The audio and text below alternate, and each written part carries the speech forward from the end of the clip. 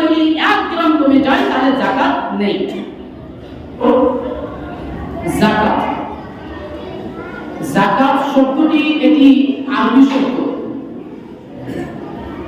যাকাত শব্দের অর্থ করা হয়েছে আল-মুনজিল পৃষ্ঠা নম্বর 339 এর মধ্যে অর্থ করা হয়েছে বৃদ্ধি করা কিংবা পাক পবিত্র করা। এর প্রমাণ পবিত্র কোরআনে পেয়েছে। আল্লাহ সুবহানাহু ওয়া তাআলা পবিত্র কোরআন কারীমের মধ্যে বলেছেন ইয়াহকুল্লাহু বিমা ওয়া ইউরবিস সাদাকাত। আল্লাহ রাব্বুল আলামিন সুদকে সংকুচিত করেন এবং যাকাতকে বৃদ্ধি করেন তথা সাদাকাকে বৃদ্ধি করেন। তাহলে এখান থেকে আমরা বুঝতে পারলাম যাকাতের একটি অর্থ কি? বৃদ্ধি হওয়া কিংবা পাক পবিত্র হওয়া। পারিভাষিক অর্থ করা হয়েছে আল কামসুল মুহিত পৃষ্ঠা নম্বর 1163 নম্বর পৃষ্ঠাতে পারিভাষিক অর্থ করা হয়েছে যে নিজের সম্পদ থেকে নিজের সম্পদকে পাক পবিত্র করার উদ্দেশ্যে যেই বস্তু আপনি বের করবেন সেটাই হলো যাকাত। যাকাত এটা একটি ফরজ ইবাদত। যাকাত ফরজ হয়েছে মক্কায় আর এর হুকুম আহকাম নাযিল হয়েছে মদিনায় দ্বিতীয় হিজরিতে, যেটা শেখ সালেহ আল হুসাইনি রাহমাহুল্লাহ শারহুল মুমতি 6 খন্ড 12 পৃষ্ঠার মধ্যে স্পষ্টভাবে উল্লেখ করেছেন। যাকাত একটি ফরজ ইবাদত। কেউ যদি যাকাতকে অস্বীকার করে দেয় তাহলে সাহাবদের ইজমা আছে তথা সকল মুসলিম একমত, যদি কেউ যাকাতকে অস্বীকার করে দেয় তাহলে সেই ব্যক্তি কাফের হয়ে যাবে। যাকাত সম্পর্কে আল্লাহ সুবহানাহু ওয়া তাআলা পবিত্র কোরআন কারীমের মধ্যে একাধিক জায়গায় বলেছেন। যেমন আল্লাহ সুবহানাহু ওয়া তাআলা পবিত্র কোরআন কারীমের মধ্যে বলেছেন সূরা বাকারা আয়াত নম্বর 110 এর মধ্যে আল্লাহ তাআলা বলেছেন ওয়াকিমুস সালাতা ওয়া আতুজ যাকাত, তোমরা সালাত কায়েম করো এবং যাকাত প্রদান করো। তারপরে আল্লাহ সুবহানাহু ওয়া তাআলা বলেছেন ওয়া মা তুকদ্দিমু লিআনফুসিকুম মিন খায়রিন তাজিদুহু ইনদাল্লাহ, আপনারা নিজেদের জন্য যা কিছু আমল আগে প্রেরণ করো এটা তোমাদের জন্য খুবই উত্তম, তোমরা এটা আল্লাহ রাব্বুল আলামিনের নিকটে পাবে। অত্র আয়াত থেকে কয়েকটি বিষয় কি বুঝতে পারলাম যে সালাত যেমন ফরজ ঠিক তেমনি যাকাতও ফরজ। এই সম্পর্কে একটা হাদিস বর্ণিত রয়েছে মিশকাতুল মাসাবিহ হাদিস নম্বর 1772 নম্বর হাদিস। আব্দুল্লাহ বিন আব্বাস রাদিয়াল্লাহু তাআলা আনহু বলেন নবী করিম সাল্লাল্লাহু আলাইহি সাল্লাম এর মুআয ইবনে জাবাল রাদিয়াল্লাহু তাআলা আনহু হিনা বা'দাহু ইলা ইয়ামান, যখন মুআয বিন জাবাল রাদিয়াল্লাহু তাআলা আনহুকে আল্লাহর রাসূল সাল্লাল্লাহু আলাইহি সাল্লাম ইয়ামানে প্রেরণ করলেন, তখন মুআয বিন জাবালকে আল্লাহর রাসূল বলেছেন হে মুআয ইন্নাকা সাতাতি কওমান আহলা কিতাবিন, আপনি এমন এক সম্প্রদায়ের নিকটে যাচ্ছ, তুমি এমন এক সম্প্রদায়ের নিকটে যাচ্ছ যারা হচ্ছে আহলে কিতাব তথা ইহুদি খ্রিস্টান। তুমি ইহুদি খ্রিস্টানদের কাছে যাচ্ছ। ফাইদা জিতুহুম, যখন তুমি তাদের কাছে চলে যাবে, ফাদরুহুম, তখন তুমি তাদেরকে আহ্বান করবে ইলা আইয়াশহাদু আল্লা ইলাহা ইল্লাল্লাহ, যে আল্লাহ ছাড়া কোনো মাবুদ নেই, ওয়া আন্না মুহাম্মাদুর রাসূলুল্লাহ, এবং মুহাম্মদ সাল্লাল্লাহু আলাইহি সাল্লাম আল্লাহর রাসূল। তুমি এই কথা সর্বপ্রথম সাক্ষী প্রদান করবে, তাদেরকে এই কথা সাক্ষ্য প্রদান করাবে। বা ইনহুম আতাউ লাকা বিযালিক, যদি তারা তোমার এই কথাকে মেনে নেয়, আল্লাহ রাসূল বলেছেন মুআজকে, যদি তারা তোমার এই কথাকে মেনে নেয় তখন ফাআখবিরহুম, তখন তুমি তাদেরকে খবর দিবে যে আল্লাহ তাআলা ফারাজা আলাইহিম খামসা সালাওয়াতিন ফি কুল্লি ইয়াওমিন ওয়া লাইলাতিন, আল্লাহ রাব্বুল আলামিন দিনে ও রাতে 5 ওয়াক্ত নামাজকে ফরজ করেছেন। বা ইনহুম আতাউ লাকা বিযালিক, তারা যদি আপনার এই কথাকে মেনে নেয় তাহলে ফাআখবিরহুম, আপনি তাদেরকে খবর দিবেন, আপনি তাদেরকে জানিয়ে দিবেন যে আল্লাহ আকবার ফারাজা সাদাকাতান, আল্লাহ রাব্বুল আলামিন তোমাদের উপর সাদাকাকে ফরজ করেছেন তথা যাকাতকে ফরজ করেছেন। তুখাযু মিন আগনিয়াইহিম, ধনীদের কাছ থেকে যাকাত নেওয়া হবে, ফাতরাক্কু আলা ফুকারাইহিম, এবং ফকির মিসকিনদের মাঝে বন্টন করা হবে। তাহলে বোঝা যাচ্ছে আল্লাহ রাব্বুল আলামিন যাকাতকে ফরজ করেছে, এটা একটা ফরজ ইবাদত। এখন যদি কেউ ফরজ ইবাদতকে অস্বীকার করে দেয়, তাহলে ওই ব্যক্তি ইসলাম থেকে বের হয়ে যাবে। শুধু মুসলমানদেরকে যাকাত দিতে হবে বিষয়টি এমন নয়। সূরা ফুসিলাত আয়াত নম্বর 6 এবং 7 আল্লাহ রাব্বুল আলামিন স্পষ্টভাবে বলেছেন যে যেসব মুশরিকরা যাকাত আদায় করে না তারা ধ্বংস হয়ে যাবে। তাহলে বোঝা যাচ্ছে মুশরিকদের উপর যাকাত ফরজ। সমাজে শুধু বিরোধ যাকাত আমাদের উপর ফরজ, একটা ইবাদত। যাকাত দিলে উপকার কি রয়েছে? আল্লাহ সুবহানাহু ওয়া তাআলা পবিত্র কোরআন কারীমের মধ্যে বলেছে, সূরা তাওবা আয়াত নম্বর 103 এর মধ্যে আল্লাহ সুবহানাহু ওয়া তাআলা বলেছেন, খুয মিন আমওয়ালিহিম সাদাকাতান তুতাহহিরুহুম ওয়া তুযাক্কিহিম বিহা। হে নবী মুহাম্মদ সাল্লাল্লাহু আলাইহি ওয়াসাল্লাম, আপনি তাদের ধন সম্পদ হতে যাকাত গ্রহণ করুন এবং আপনি তাদেরকে পাক পবিত্র করে দিন। তারপর আল্লাহ রাব্বুল আলামিন ওয়া সাল্লি আলাইহা, এবং আপনি তাদের জন্য দোয়া করুন। ইন্না সালাতাকা যাকাতুল লাহুম, নিশ্চয় আপনার দোয়া তাদের জন্য শান্তি স্বরূপ।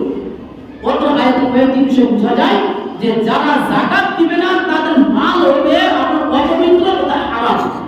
অপবিত্র বলতে হারাম, যেটা আসমানে দিল্লি পছন্দ করে। আর যারা যাকাত দিবেন তাদের ধন সম্পদ পাক পবিত্র হয়ে যাবে। এক নম্বর ফায়দা তাদের এইটা।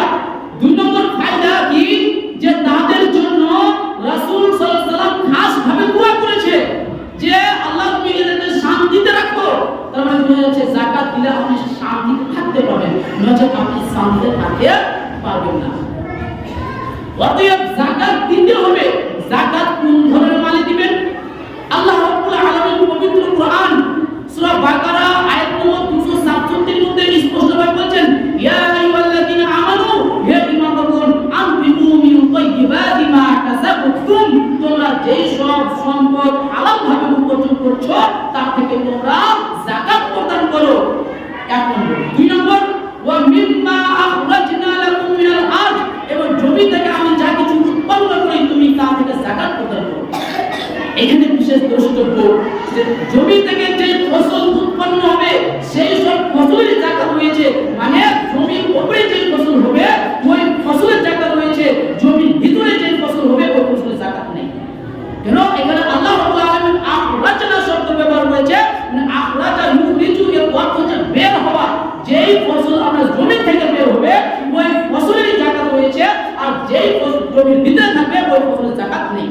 উদাহরণস্বরূপ যেমন পেঁয়াজের যাকাত নেই, কেন? পেঁয়াজ জমির ভিতরে হয়। আমরা আলুর যাকাত নেই, কেন? আলু জমির ভিতরে হয়। কিন্তু আমের যাকাত রয়েছে, কেন? আম উপরে হচ্ছে, আমের যাকাত রয়েছে। এই ধরনের যত আপনার ফসল উপরে হচ্ছে প্রত্যেকটা ফসলের যাকাত রয়েছে। এখন যাকাতটা আপনি দিবেন কখন? আল্লাহ রাব্বুল আলামিন পবিত্র কোরআন সূরা আন-নাম আয়াত নম্বর 141 এর মধ্যে স্পষ্টভাবে বলেছেন, ওয়া তু হাক্কাহু ইয়াওমা হাসাদিহি, তুমি যেই দিনই ফসল কাটবে সেই দিনই যাকাত প্রদান করবে। তার মানে বোঝা যাচ্ছে যেই দিন আপনি ফসল কাটবেন ওই দিনই আপনাকে যাকাত প্রদান করতে হবে। এই হচ্ছে যাকাতের ফসলের ভিতরে আহকাম। এটা হচ্ছে ফসলের বিধান। এবার আসুন সোনা চাঁদির বিধান নিয়ে। আল্লাহ রাব্বুল আলামিন স্পষ্টভাবে বলছে সূরা তাওবা আয়াত নম্বর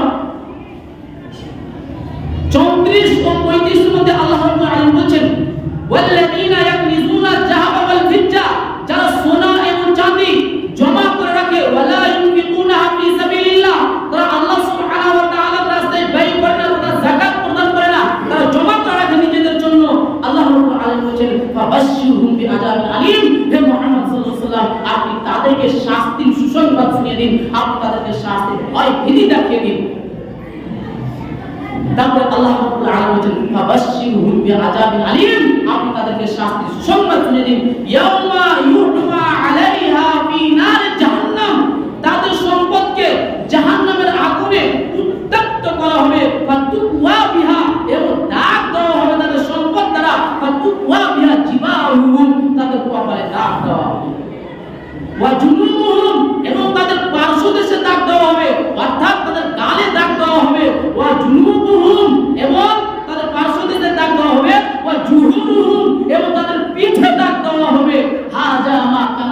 এবং বলা হবে আজামা কানাস্তুম, তুমি যে সব সম্পদ জমা করে রেখেছিলে নিজেদের জন্য, আজকে তোমাদের এই সম্পদের কারণে তোমাদেরকে শাস্তি প্রদান করা হচ্ছে। তাহলে বোঝা যাচ্ছে সোনা চাঁদি যদি আপনি যাকাত না দেন, কিংবা যেই মাল আপনার কাছে রয়েছে আর আপনি যাকাত দেওয়ার মানে নিশ্চয় পরিমাণে পৌঁছে গিয়েছেন, তারপরে যদি আপনি যাকাত না দেন, তাহলে ওই সম্পদ আপনার কিয়ামতের মাঠে জাহান্নামে উত্তপ্ত করা হবে এবং আপনার কপালে দাগ দেওয়া হবে এবং গালে দাগ দেওয়া হবে এবং পিঠে দাগ দেওয়া হবে এবং ওই সম্পদই বলবে আমি হচ্ছি তোমার সেই মাল, আমি হচ্ছি তোমার সেই সম্পদ, যে সম্পদ তুমি জমা করে রেখেছিলে, যে সম্পদ তুমি বাড়িতে লুকিয়ে রেখেছিলে। তার প্রমাণ সহিহ বুখারী হাদিস নম্বর 1403 নম্বর হাদিস, যে আবু হুরায়রা রাদিয়াল্লাহু তাআলা আনহু বলেন নবী করিম সাল্লাল্লাহু আলাইহি ওয়াসাল্লাম বলেন মান আতাহুল্লাহু মালান, আল্লাহ রাব্বুল আলামিন যাকে সম্পদ দিয়েছে, ফালাম ইউআতি যাকাতাহু, অতঃপর সেই মালের যাকাত প্রদান করে না, সেই ব্যক্তি যাকাত দেয় না, ফালাম ইউআতি যাকাতাহু মুদ্দিলা লাহু ইয়াউমাল কিয়ামা, কিয়ামতের দিন ওই সম্পদকে নিয়ে আসা হবে এবং কিসের আকৃতি, সাপের আকৃতি থাকবে এবং ওই সাপের কপালে থাকবে দুইটি দাগ থাকবে এবং ওই দুইটি দাগ আপনার ওই সাপটা কিয়ামতের মাঠে আপনার রশি আকারে পরিণত হবে এবং যেই ব্যক্তি যাকাত দেয়নি ওর গলায় ঝুলিয়ে দেওয়া হবে এবং ওই সাপ তার কপালে দংশন করতে থাকবে এবং ওই সাপ বলতে থাকবে আনা মালুক আনা কানজু, আমি তোমার সেই সম্পদ যে সম্পদ তুমি জমা করে রেখেছো, আমি তোমার সেই সম্পদ যে সম্পদ তুমি জমা করে রেখেছো। তার মানে বোঝা যাচ্ছে যাকাত না দিলে তার শাস্তি খুব কঠোর কঠিন হবে। সমাজে সুবিদিত এই হচ্ছে যাকাত। যাকাত দেওয়া একদম খুব বাধ্যতামূলক। যাকাত কাদেরকে দিবেন? আল্লাহ রাব্বুল আলামিন পবিত্র কোরআনুল কারীমের মধ্যে বলছেন সূরা মাআরিজ আয়াত নম্বর 24 এবং 25 এর মধ্যে আল্লাহ রাব্বুল আলামিন বলছেন যে যাকাত তাদেরকে দিতে হবে যারা মিসকিন এবং বঞ্চিত, মানে মিসকিন এবং বঞ্চিতদেরকে যাকাত দিতে হবে। এখানে মানে দুটো কথা বলেছে।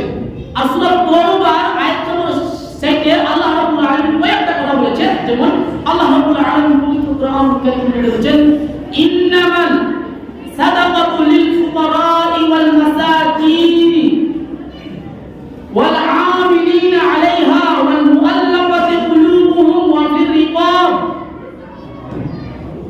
ওয়াল গহারিমিনা ওয়া ফি সাবিলিল্লাহি ওয়া ফিস সাবিল ফারিদাতাম মিনাল্লাহ। আল্লাহ রাব্বুল আলামিন বলেন ইন্নামাস সাদাকাতু, নিশ্চয় যাকাত সাদকা, লিল ফুকারা, মিসকিনদের জন্য অথবা ফকিরদের জন্য, ওয়াল মাসাকিন এবং মিসকিনদের জন্য। ফকির এবং মিসকিন এর পার্থক্য আছে। তো আল্লাহ রাব্বুল আলামিন বলেন ইন্নামাস সাদাকাতু লিল ফুকারা, যে নিশ্চয় যাকাত ফকিরদের জন্য, ওয়াল মাসাকিন এবং মিসকিনদের জন্য, ওয়াল আমিলিনা আলাইহা এবং নিয়োজিত কর্মচারীদের জন্য। 3 নম্বর আল্লাহ সুবহানাহু ওয়া তাআলা বলেন নিয়োজিত কর্মচারীদের জন্য। 4 নম্বর আল্লাহ সুবহানাহু ওয়া তাআলা বলেন ওয়াল আমিলিনা আলাইহা ওয়াল মুআল্লাফাতি কুলুবুহুম, এবং তাদের অন্তর রক্ষা করার জন্য, অর্থাৎ ওয়া মুসলিমকে আপনি যাকাত দিবেন ইসলাম গ্রহণের উদ্দেশ্যে। ওই যদি ইসলাম গ্রহণ করা সম্ভব রয়েছে আর ওটা যদি সম্ভব না থাকে তাহলে আপনি তাকে যাকাত দিয়ে গ্রহণ করাতে পারেন। তারপরে আল্লাহ সুবহানাহু ওয়া তাআলা বলেন ওয়া ফির রিকাব, দাস মুক্ত করার উদ্দেশ্যে যদি আপনি যাকাত দেন সমস্যা নাই, দাস মুক্তির উদ্দেশ্যে আপনি যাকাত দিবেন। তারপরে আল্লাহ সুবহানাহু ওয়া তাআলা বলেন ওয়াল গহারিমিনা, এবং ঋণ পরিশোধ করার উদ্দেশ্যে, অর্থাৎ একজন ব্যক্তির ঋণ মানি হয়ে গেছে, ওই ব্যক্তি আর ঋণ পরিশোধ করতে পারছেন না, তো আপনি তাকে যাকাত দিয়ে ঋণ পরিশোধ করে দিতে পারেন। তারপরে আল্লাহ রাব্বুল আলামিন বলেন ওয়া ফি সাবিলিল্লাহ, আল্লাহ রাব্বুল আলামিনের রাস্তায়, যারা আল্লাহ রাব্বুল আলামিনের রাস্তায় কাজ করে তাদেরকে আপনি যাকাত দিবেন। তারপরে আল্লাহ রাব্বুল আলামিন বলেন ওয়া ফিস সাবিল, এবং মুসাফিরদের জন্য। মুসাফিরদের জন্য কেমন? ধরেন তুমি এক জায়গা থেকে তুমি এক মুসাফির এসেছে, তার কাছে এখন ধন সম্পদ কিছু নেই, আপনি তাকে যাকাত দিয়ে সহযোগিতা করতে পারেন। তারপর আল্লাহ রাব্বুল আলামিন বলেন ফারিদাতাম মিনাল্লাহ, এটা আল্লাহ রাব্বুল আলামিনের পক্ষ থেকে একটা ফরজকৃত ইবাদত। তার মানে বোঝা যাচ্ছে যাকাতের হকদার মাত্র এই 7 জন ব্যক্তি, এই 7 জন ব্যক্তি ছাড়া আর কেউ যাকাত পাবে না। মসজিদ যাকাতের হকদার নয়, যেটা শেখ বিন বাজ রাহমাহুল্লাহ তিনি স্পষ্টভাবে বলছে যে যেটা তার মাজমুয়া রাসাইল রয়েছে সেখানে তিনি স্পষ্টভাবে বলছে যে মসজিদ যাকাতের হকদার নয়, মসজিদে যাকাত দেওয়া যাবে না। কেন? আল্লাহ রাব্বুল আলামিন 7 জন ব্যক্তির কথা স্পষ্টভাবে কোরআনে উল্লেখ করে দিয়েছে, আর এই 7 জন ব্যক্তি হচ্ছে যাকাতের হকদার। এবার আসুন যাকাত না দিলে তার শাস্তি কি রয়েছে এটা আমাদেরকে দেখতে হবে। আমরা তো দেখলাম যে যে ব্যক্তি যাকাত না দিবে ওর পরকালীন শাস্তি দেখলাম, কিন্তু দুনিয়াতে তার শাস্তি কি হয়েছে এটা আমরা এখনো দেখিনি। কারণ আমাদেরকে এটা দেখতে হবে যে যে ব্যক্তি যাকাত না দিবে তার দুনিয়াতে কি শাস্তি হয়েছে। এ সম্পর্কে আব্দুল্লাহ বিন উমর রাদিয়াল্লাহু তাআলা আনহু বলেছেন, সুনান ইবনে মাজাহ হাদিস নাম্বার 4019 নম্বর হাদিস, হাদিসের সনদ একদম সহিহ। আকবালা আলাইনা রাসূলুল্লাহ সাল্লাল্লাহু আলাইহি সাল্লাম, রাসূল সাল্লাল্লাহু আলাইহি সাল্লাম আমাদের দিকে মুখ করলেন। ফাকালা, এবং রাসূল সাল্লাল্লাহু আলাইহি সাল্লাম বললেন, ইয়া মাআশারাল মুহাজিরিন খামসুন ইজাবতুলিকুম বিহিন্না, হে মুহাজিরগণ তোমরা শুনে রাখো, আল্লাহ রাব্বুল আলামিন তোমাদেরকে 5টা বিষয়ে পরীক্ষার সম্মুখীন করবে। অতএব তোমরা 5টি বিষয়ে পরীক্ষার সম্মুখীন হবে। তারপরে আল্লাহ নবী সাল্লাল্লাহু আলাইহি ওয়াসাল্লাম বলেন যে আমি আল্লাহ সুবহানাহু ওয়া তাআলার নিকটে পানাহ চাচ্ছি যাতে করে তোমরা এই 5টি বিষয়ের সম্মুখীন না হও। তারপরে নবী করিম সাল্লাল্লাহু আলাইহি ওয়াসাল্লাম বলেন, নাম্বার 1, লাম তাজহারিল ফাহিশাতু ফি কওমিন কাতু, যখনই আমার সম্প্রদায়ের মাঝে প্রকাশ্যে অশ্লীল ছড়িয়ে পড়বে তখনই আমার উম্মতের উপরে বিপদ নেমে আসবে। কেমন বিপদ নেমে আসবে? আল্লাহ রাসূল সাল্লাল্লাহু আলাইহি ওয়াসাল্লাম বলেন, হাত্তা ইউলিনুহা ইল্লা ফাসাফিহিম তাউন ওয়াল আরজা, অর্থাৎ আমার উম্মতের মাঝে মহামারীর মাধ্যমে প্লেগ রোগের আবির্ভাব হবে। যখনই আমাদের মাঝে প্রকাশ্যে অশ্লীলতা বেহাইয়াপনা ছড়িয়ে পড়বে তখনই আপনার প্লেগ রোগের মাধ্যমে তখনই মহামারীর মাধ্যমে প্লেগ রোগ আসবে, প্লেগ রোগের আবির্ভাব হবে। তারপরে আল্লাহ রাসূল সাল্লাল্লাহু আলাইহি ওয়াসাল্লাম বলেন, আল্লাযী লাম তাকুন, এবং এমন বিপদ আসবে, এমন রোগ আসবে যে রোগ তোমাদের অতীতে কারণ ছিল না, এমন রোগ আসবে এবং ডাক্তার কিয়ামত পর্যন্ত এই রোগের ওষুধ তৈরি করতে পারবে না। যখনই উম্মতের মাঝে আপনার অকল্যাণ চলে আসবে তখনই এই ধরনের বিপদ চলে আসবে, তখন ডাক্তার চাইলেও এর আর কোনো আপনার ওষুধ বের করতে পারবে না। মহামারীটাকে করোনা ভাইরাস এসেছিল, আজ পর্যন্ত কেউ করোনা ভাইরাসের ওষুধ তৈরি করতে পারেনি। আল্লাহ রাসূল বলছে এমন রোগ আসবে যা তোমাদের বাপ দাদা জানতো না, রোগের নামই জানতো না। কখনো কি আপনি শুনেছেন? হয়তো পারে আপনার বয়স 50, 60, 70, 80 হয়ে গেছে, এর আগে কি আপনি কখনো শুনেছেন যে করোনা ভাইরাস নামে কোনো রোগ আছে? শুনেননি। ওটাই আল্লাহ রাসূল বলছে এমন রোগ আসবে যা অতীতে ছিল না, আর কিয়ামত পর্যন্ত ডাক্তার ওষুধ তৈরি করতে পারবে।